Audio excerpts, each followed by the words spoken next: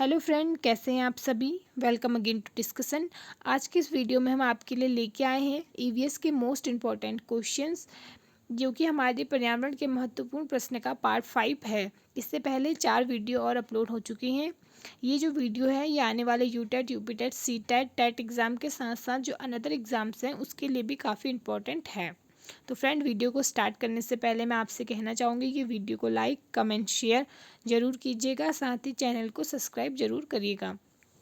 तो वीडियो को स्टार्ट करते हैं। तो हमारा पहला क्वेश्चन है, यदि किसी गांव में किसी महिला के गले की ग्रंथि में असाधारण रूप से वृद्धि हो गई है तो उस महिला में किस तत्व की कमी है। तो ऑप्शन नंबर ए है आयरन, ऑप्शन नंबर बी है वसा, ऑप्शन नंबर सी है आयोडीन और ऑप्शन नंबर डी है विटामिन। तो अगर किसी महिला के गले में कोई असाधारण रूप से वृद्धि होगी या किसी के भी गले में जब कोई प्रॉब्लम्स होती है तो ये जो होता है मुख्य रूप से हमारे आयोडीन की कमी के कारण होता है। तो ऑप्शन नंबर सी जो है वो उसका राइट आंसर रहेगा। हमारा अगला क्वेश्चन है, भैंस की पीठ पर अक्सर बगुला पक्षी बैठा दिखाई देता है, ऐसा इसलिए होता है क्योंकि। ऑप्शन नंबर ए है भैंस की पीठ पर बैठकर गाना पसंद करता है, ऑप्शन नंबर बी उड़ने के बाद थोड़ा आराम करना चाहता है, ऑप्शन नंबर सी भैंस की पीठ पर परजीवी कीट खाता है या ऑप्शन नंबर डी इनमें से कोई नहीं। तो जो इसका राइट आंसर होगा वो होगा ऑप्शन नंबर सी, भैंस की पीठ पर परजीवी कीट खाता है। क्योंकि जो भैंस है और जो बगुला पक्षी है इन दोनों के बीच में जो है वो सहजीवी संबंध पाया जाता है, क्योंकि इसमें इससे भैंस को भी फ़ायदा होता है और बगुले पक्षी को भी फ़ायदा होता है। भैंस को ये फ़ायदा होता है कि उसके जो कीट होते हैं, जो कीड़े उसके कान वगैरह में घुसे रहते हैं वो कीड़े कम हो जाते हैं, और बगुले पक्षी को ये फ़ायदा होता है कि उससे खाने को भोजन मिल जाता है। तो ऑप्शन नंबर सी जो है वो उसका राइट आंसर रहेगा। अगला क्वेश्चन है, पोषण की दृष्टि से अपघटक होते हैं, तो हमें बताना है कि अपघटक क्या होते हैं पोषण की दृष्टि से। ऑप्शन नंबर ए है स्वपोषी, ऑप्शन नंबर बी है परपोषी, ऑप्शन नंबर सी है मृतोपजीवी, ऑप्शन नंबर डी है विषमपोषी। तो जो उसका राइट आंसर रहेगा वो रहेगा ऑप्शन नंबर सी, मृतोपजीवी। मृतोपजीवी यानी मृतोपजीवी कहलाएंगे, क्योंकि अपघटक ऐसे जीव होते हैं या ऐसे सूक्ष्म जीव होते हैं जो कि हमारे जो मृत शरीर होता है या फिर मृत पेड़ पौधे होते हैं इन सभी का जो है इन सभी का अपघटन करता है, इन सभी को गलाता है। तो इसका जो राइट आंसर होगा वो ऑप्शन नंबर सी रहेगा। अगला जो क्वेश्चन है वो है, दांतों के निर्माण के लिए कैल्शियम के साथ साथ किस तत्व की आवश्यकता होती है।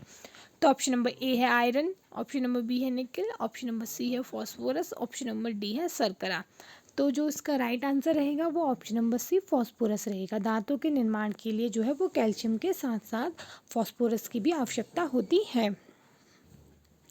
अगला क्वेश्चन नंबर 5 है हमारा, जंतु भोजन के लिए किन पर निर्भर रहते हैं।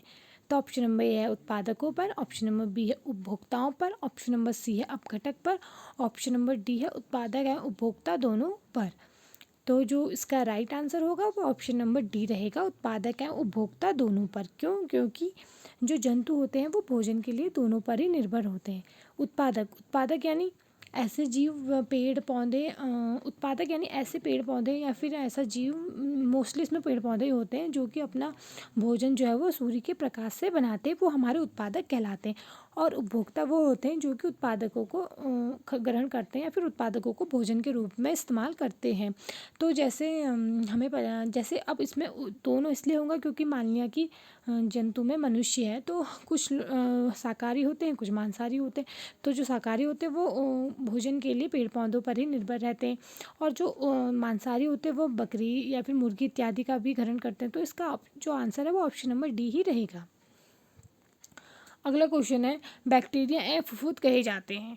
तो शाकाहारी, ऑप्शन नंबर बी मांसाहारी, ऑप्शन नंबर सी उपभोक्ता और ऑप्शन नंबर डी अपघटक। तो जो इसका राइट आंसर रहेगा वो ऑप्शन नंबर डी अपघटक रहेगा। जो बैक्टीरिया और फुफुद हैं वो हमारे अपघटक कहलाते हैं। अगला है क्वेश्चन नंबर 7, हाथ से कुटा हुआ धान किस विटामिन का प्रमुख स्रोत है। तो इसके ऑप्शन है, option number A vitamin A, option number B vitamin B, option number C vitamin C, option number D vitamin D. तो जो इसका राइट आंसर रहेगा वो रहेगा option number B vitamin B. तो हमारा अगला क्वेश्चन है यानी क्वेश्चन नंबर 8, दूध से प्राप्त प्रोटीन बहुत सारी इकाइयों से मिलकर बना होता है। तो जो ये इकाइयाँ होती हैं ये क्या कहलाती हैं? तो ऑप्शन नंबर ए है वसीय अम्ल, ऑप्शन नंबर बी है एमिनो अम्ल, ऑप्शन नंबर सी है उच्च गलनांक वाले अम्ल और ऑप्शन नंबर डी है अकार्बनिक अम्ल। तो जो इसका राइट आंसर रहेगा वो ऑप्शन नंबर बी अमीनो अम्ल रहेगा, क्योंकि जो प्रोटीन होता है वो बहुत सारे अमीनो अम्लों से मिलकर एक प्रोटीन का अणु बनता है। तो option number B is right answer. अगला क्वेश्चन है दांतों के निर्माण के लिए कैल्शियम के साथ साथ किस तत्व की आवश्यकता होती है? तो जो इसका राइट आंसर है वो है फॉस्फोरस की, ऑप्शन नंबर डी फॉस्फोरस की आवश्यकता होती है। अगला क्वेश्चन है क्वेश्चन नंबर 10, सब्जी के रूप में जो सर्वाधिक प्रयुक्त होने वाला आलू होता है वो आलू क्या है हमें बताना है। तो ऑप्शन नंबर ए है जड़, ऑप्शन नंबर बी है फूल, ऑप्शन नंबर सी है तना या फिर ऑप्शन नंबर डी है फल। तो जो इसका राइट आंसर होगा वो होगा ऑप्शन नंबर सी तना। जो आलू होता है वो जड़ नहीं बल्कि तना होता है, तने का रूपांतरित रूप होता है। तो ऑप्शन नंबर सी जो है वो बिल्कुल राइट रहेगा। ऑप्शन नंबर क्वेश्चन नंबर 11 है इसमें, निम्न में से किस जानवर को किसान का मित्र कहा जाता है? तो ऑप्शन नंबर ए है टिड्डा, ऑप्शन नंबर बी है केंचुआ, ऑप्शन नंबर सी है दीमक और ऑप्शन नंबर डी है चूहा। तो जो इसका राइट आंसर होगा वो होगा ऑप्शन नंबर बी केंचुआ। जो केंचुआ होता है वो किसान का मित्र कहा जाता है, जबकि जो टिड्डा या दीमक या चूहा होता है ये सभी जो है फसलों को नुकसान पहुंचाते हैं। तो इसलिए राइट आंसर जो होगा वो ऑप्शन नंबर बी होगा। अगला क्वेश्चन है क्वेश्चन नंबर 12, बच्चों में वयस्कों की अपेक्षा अधिक कैल्शियम की आवश्यकता होती है क्योंकि? ऑप्शन नंबर ए बच्चों में कैल्शियम नहीं पाया जाता, ऑप्शन नंबर बी बच्चे कैल्शियम युक्त पदार्थों को आसानी से पचा नहीं सकते, ऑप्शन नंबर सी बच्चों की निरंतर वृद्धि होती रहती है, ऑप्शन नंबर डी उपरोक्त सभी। तो जो इसका राइट आंसर होगा वो होगा ऑप्शन नंबर सी, बच्चों की जो वृद्धि है वो निरंतर होती रहती है, इसलिए उन्हें ज़्यादा कैल्शियम की आवश्यकता होती है। अगला क्वेश्चन है हमारा क्वेश्चन नंबर 13, केंचुआ किसान का मित्र है क्योंकि ये? अब बताना है कि केंचुआ जो है वो अभी हमने पढ़ा कि किसान का मित्र है, लेकिन क्यों है ये हमें बताना है। तो इसमें ऑप्शन नंबर ए है भूमि की उर्वरकता को बढ़ाता है, ऑप्शन नंबर बी भूमि का संचरण करता है, ऑप्शन नंबर सी मिट्टी को खाता है, ऑप्शन नंबर डी छोटे छोटे हानिकारक जीवों को खाता है। तो जो इसका राइट आंसर होगा वो होगा ऑप्शन नंबर ए भूमि की उर्वरता को बढ़ाता है। हमारा जो अगला क्वेश्चन है वो है क्वेश्चन नंबर 14, किसी भी मरुस्थलीय आवास के जैव घटकों में सम्मिलित होंगे। तो बताना है हमें जो मरुस्थलीय आवास है उसमें जो जैव घटक है उनमें क्या क्या चीज़ें सम्मिलित होंगी। तो ऑप्शन नंबर ए है मनुष्य, ऑप्शन नंबर बी है जीव जंतु, ऑप्शन नंबर सी है पेड़ पौधे और ऑप्शन नंबर डी है ये सभी। तो इसका जो राइट आंसर होगा वो होगा ऑप्शन नंबर डी ये सभी, क्योंकि कोई भी आवास है या चाहे वो मरुस्थलीय हो या फिर कोई भी जो आवास है उसमें हम सभी चीज़ जैव घटक में वो आवश्यक होते हैं, क्योंकि अब चूँकि मरुस्थल है, मरुस्थल में मनुष्य भी हैं रहते हैं, जीव जंतु भी होते हैं, पेड़ पौधे भी होते हैं, इसलिए ऑप्शन नंबर डी जो है वो उसका राइट आंसर होगा। अगला क्वेश्चन है हमारा क्वेश्चन नंबर 15, पर्वतीय आवासों में पाए जाने वाले जीव जंतुओं की विशेषता है। तो जो पर्वत में जीव जंतु पाए जाते हैं वो कैसे होते हैं, इनकी क्या विशेषता होती है, हमें ये बताना है। ऑप्शन नंबर ए है इनकी त्वचा जो है वो मोटी, यहाँ पे मोती हो गया तो मोटी है, वो इनकी त्वचा मोटी होती है, इनकी त्वचा पर बड़े बड़े बाल होते हैं, इनके खुर बहुत मजबूत होते हैं, ऑप्शन नंबर डी है उपरोक्त सभी।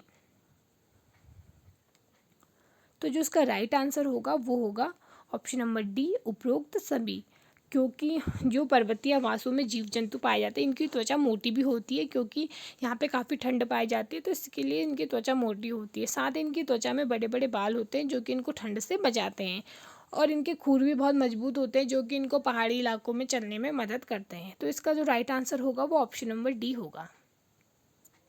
हमारा अगला क्वेश्चन है अनुकूलन का तात्पर्य है। तो हमें बताना है कि अनुकूलन का क्या तात्पर्य है। नंबर ए है अपनी आवश्यकताओं की पूर्ति करना, ऑप्शन नंबर बी विपरीत पारिस्थितिक के प्रति स्वयं का सामंजस्य स्थापित करना। ऑप्शन नंबर सी, वृद्धि एवं विकास के लिए अपना परिवर्तन करना। और ऑप्शन नंबर डी, आवश्यकताओं की पूर्ति के लिए स्थानांतरण करना। तो जो इसका राइट आंसर होगा वो होगा ऑप्शन नंबर बी, विपरीत पारिस्थितिक के प्रति स्वयं का सामंजस्य स्थापित करना जो है वो हमारा अनुकूलन कहलाता है। अगला क्वेश्चन है क्वेश्चन नंबर 17, रेन बसेरा है। तो हमें बताना है कि रेन बसेरा किसे कहते हैं। ऑप्शन नंबर ए है गर्म स्थानों से ठंडे स्थानों पर जाना। ऑप्शन नंबर बी है ठंडे स्थानों से गर्म स्थानों पर जाना। ऑप्शन नंबर सी है आपातकालीन स्थितियों में सुरक्षित स्थानों पर अस्थायी बस्तियां। ऑप्शन नंबर डी है अनाथ लोगों के लिए उपलब्ध आवास या निवास। तो जो इसका राइट आंसर होगा वो होगा ऑप्शन नंबर सी, आपातकालीन स्थितियों में सुरक्षित स्थानों पर जो अस्थायी बस्तियां हैं उसे रैन बसेरा कहा जाता है। हमारा जो अगला क्वेश्चन है वो है आवासों की सफाई एवं सुरक्षा की दृष्टि से कौन सा घटक अधिक महत्वपूर्ण है। ऑप्शन नंबर ए है उत्पादक। ऑप्शन नंबर बी है हरित लवक। ऑप्शन नंबर सी है उपभोक्ता। और ऑप्शन नंबर डी है अपघटक। तो जो इसका राइट आंसर होगा वो होगा ऑप्शन नंबर डी, अपघटक। हमारा जो अगला क्वेश्चन है वो है कौन सा राष्ट्रीय पार्क एक सींग वाले गैंडे के लिए प्रसिद्ध है। तो हमें बताना है कि कौन से राष्ट्रीय पार्क में एक सींग वाले गैंडे पाए जाते हैं। तो इसमें हमारा ऑप्शन नंबर ए है काजीरंगा। ऑप्शन नंबर बी है दुधवा। ऑप्शन नंबर सी है कान्हा। और ऑप्शन नंबर डी है गिर। तो जो इसका राइट आंसर होगा वो होगा ऑप्शन नंबर ए काजीरंगा। जो काजीरंगा पार्क है यहाँ पर एक सींग वाले गैंडे पाए जाते हैं। हमारा जो अगला क्वेश्चन और लास्ट क्वेश्चन है वो है क्वथन यानी उबलना और वाष्पीकरण में अंतर है। तो क्या अंतर है हमें वो बताना है आपको। ऑप्शन नंबर ए है क्वथन में जल से वाष्प में परिवर्तन देखा जा सकता है जबकि वाष्पीकरण देखा नहीं जा सकता है। ऑप्शन नंबर बी है क्वथन में जल की अवस्था बदल जाती है जबकि वाष्पीकरण में नहीं। ऑप्शन नंबर सी है वाष्पीकरण किसी भी तापमान पर हो सकता है जबकि क्वथन नहीं। ऑप्शन नंबर डी है क्वथन में जल का आयतन कम हो जाता है जबकि वाष्पीकरण में नहीं। तो जो इसका राइट आंसर होगा वो होगा ऑप्शन नंबर सी, वाष्पीकरण जो है वो किसी भी तापमान पर हो सकता है जबकि क्वथन नहीं। क्योंकि क्वथन के लिए एक निश्चित तापमान है कि 100 डिग्री सेल्सियस पर हमारा जो पानी उबलता है तो उसके लिए फिक्स टेम्परेचर है। लेकिन वाष्पीकरण जो होता है वो कभी भी हो सकता है। अगर कम तापमान है तो कम तापमान में भी बहुत धीमी धीमी गति से लेकिन वाष्पीकरण होता रहता है। तो जो यहाँ पर जितने ऑप्शन दे रखे हैं तो उन सभी में जो राइट आंसर होगा वो ऑप्शन नंबर सी होगा जो कि हमारा आंसर होगा। तो फ्रेंड आज के लिए बस इतना ही। मिलते हैं हमारी अगली वीडियो में। वीडियो को अगर आपको वीडियो अच्छी लगी हो तो वीडियो को लाइक कमेंट शेयर ज़रूर कीजिएगा। साथ ही हमारे चैनल को सब्सक्राइब भी ज़रूर कीजिएगा। तो मिलते हैं हमारी अगली वीडियो में। Thanks for watching.